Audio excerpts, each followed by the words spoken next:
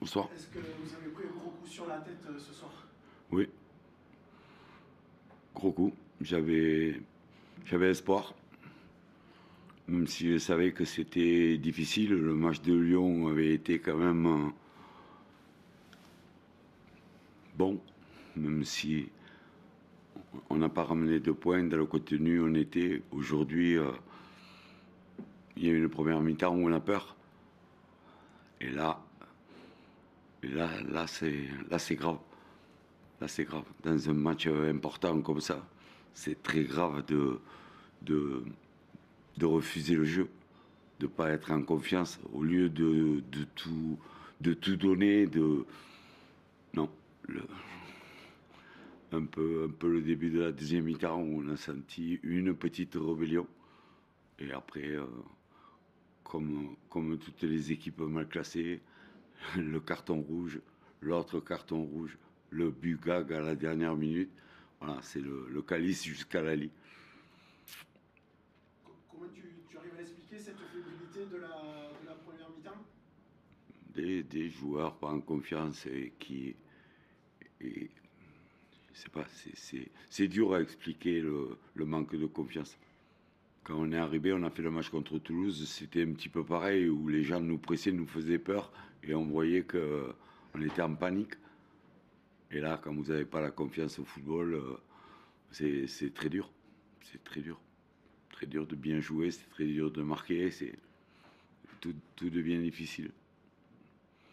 Quel a été ton discours là, dans le vestiaire? D'assumer, d'assumer, un homme, un homme. Faut, faut parler, il faut dire qu'on est déçu, il faut regarder la réalité en face.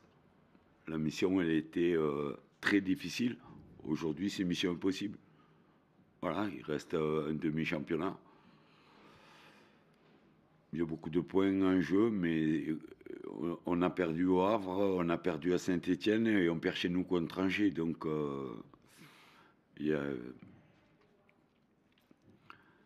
il va falloir un petit miracle. Sur quoi tu peux t'appuyer pour essayer de remobiliser les joueurs?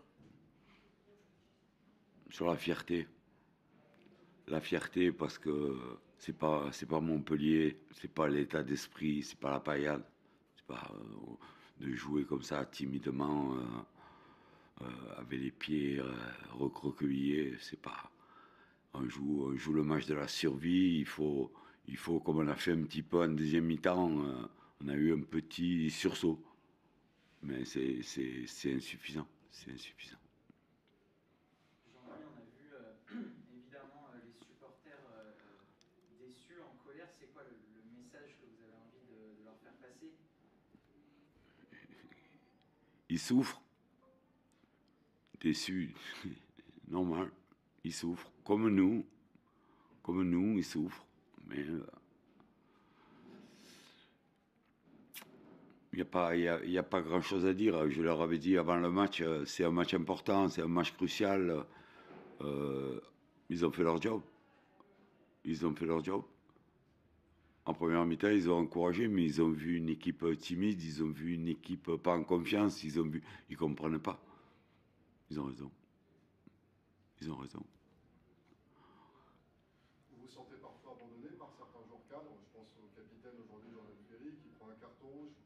Ça rappelle celui de TJ contre Toulouse. C'est vrai que ça rajoute encore du mal au mal, quoi. C'est le mal-être des gens. C'est normal.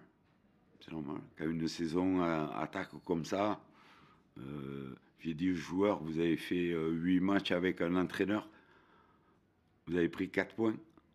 On change d'entraîneur, on a fait 9 matchs, on a pris 5 points. On est où on doit être. Alors on a essayé de remettre certaines choses, certaines, mais on n'y est pas arrivé. On n'y est pas arrivé. Donc j'ai dit, il manque un demi-championnat, on est des professionnels, on va jouer les matchs du mieux possible. Du mieux possible. Pour vous, il n'est pas question de lâcher la barre. Vous êtes toujours à fond. Mais, mais si j'avais réfléchi quand on m'a demandé, peut-être je ne serais pas venu. parce que je voyais que le mal était quand même assez profond. Mais à bien y réfléchir, si aujourd'hui j'avais été devant ma télé, je me serais dit que je me suis dégonflé. Et vis-à-vis des gens qui sont partis et à qui je dois beaucoup, je préfère souffrir en étant avec eux que souffrir en étant à l'extérieur.